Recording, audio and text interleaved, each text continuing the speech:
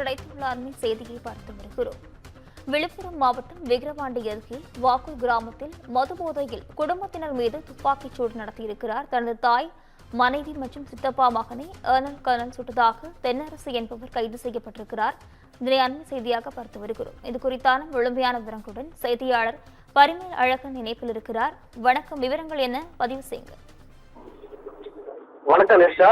விக்கிரவாண்டி அருகே உள்ள வாக்கூர் கிராமத்தில் மது போதையில் மனைவி மற்றும் தாயார் மற்றும் சித்தப்பா மகனை ஏர்கன்னால் துப்பாக்கி சூடு நடத்த நபரை விக்கிரவாண்டி போலீசார் கைது செய்து விசாரணை செய்து கொண்டனர்.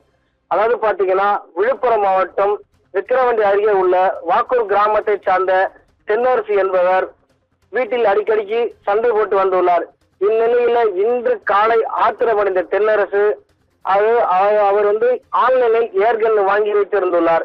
இன்றைய தினத்தில் அதிகாலையிலே மது குடித்து விட்டு வந்து வீட்டிற்கு சென்று தென்னரசு வீட்டில் இருந்த தாய் பச்சையம்மாளிடையே சண்டை போட்டு வந்துள்ளார்.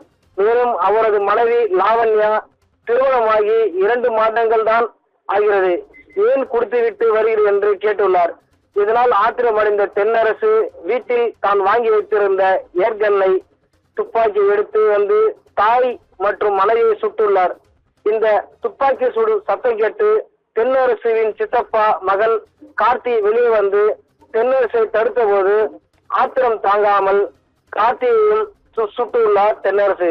இதில் கார்த்திக்கு தலையிலும் லாவண்யாவிற்கு கழுத்து பகுதியிலும் தாய் பச்சையம்மாளுக்கு உடம்பு பகுதியிலும் காயம் ஏற்பட்டுள்ளது.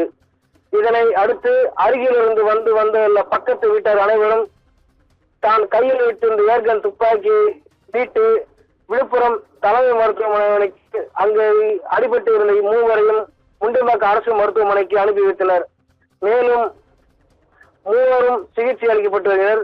இந்த துப்பாக்கி சூட்டு நடத்திய தென்னரசை விக்கிரவாண்டி போலீசாரிடம் அப்பகுதியில் உள்ள பொதுமக்கள் பிடித்து ஒப்படைத்தனர்.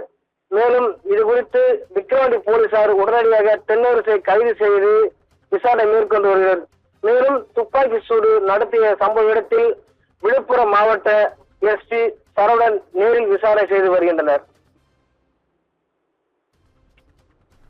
பரிமேல் அழகன், விவரங்களுக்கு நன்றி.